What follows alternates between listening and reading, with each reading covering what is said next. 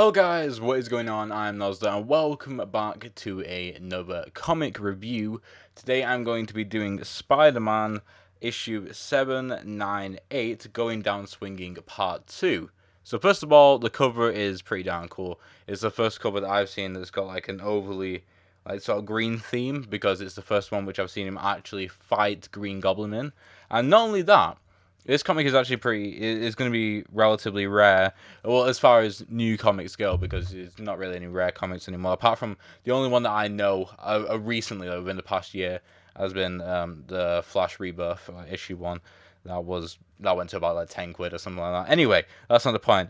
The point is, my local comic shop was actually only allowing one copy per person. So yeah, that is because it's the first appearance of Red Goblin, which is really, really cool. So because it's like it's a first appearance comic, there isn't really too much to talk about, other than obviously the first appearance.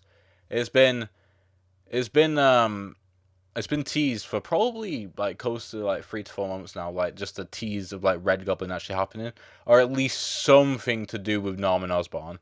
That's how it started. It just started with just Norman Osborn, and then it turned into potential symbiote crossover, and then it was Carnage, and then it became Red Goblin a couple of issues ago, and now we actually got to see Red Goblin for the first time, because we've had like a couple of chapters now where he's been like off screen talking, or we got to see like a tiny bit, but we didn't get to see him like full Red Goblin. And this time we did, which is really cool. I like that, obviously. And the only other thing to talk about is the ending, which is to do with obviously. There wasn't any outrightness in the deal, but it looks like Peter Parker will or has accepted the deal, because we also didn't get to really see the timeline in between the Red Goblin panels and the Spider-Man panels, so they could have been happening at the same time, or that could have been like Spider-Man just like afterwards, after he already accepted the deal of not being Spider-Man ever again because he wanted to live. But obviously Red Goblin did a bit of a job saying that, like, I don't really care about Peter Parker, I only really care about Spider-Man. So that's why I don't really care about his secret identity. But it does give me power, and so if you become Spider-Man again, then obviously I'll use your secret identity, Peter Parker, to hunt down everyone you love, even your dentist, he says at one point. So now what's really interesting is getting to see what he'll do as Peter Parker, because he had a bunch of power as Peter Parker not too long ago, and that got all stripped away from him.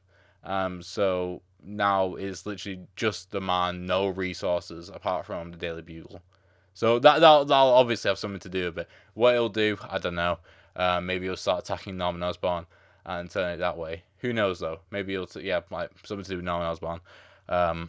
Because I think it has to be like human on human, because obviously the Carnage symbiote is incredibly powerful as it is, but crossed with Green Goblin as well, it's like kind of insane. Because Spider-Man took care of Green Goblin like pretty easily. I mean, he did potentially kill a lot of people like on the ground. I mean, he said that he got a bunch of people out of Daily Bugle, and also like he just did a bunch of property damage. But he did manage to be able to kill Green Goblin.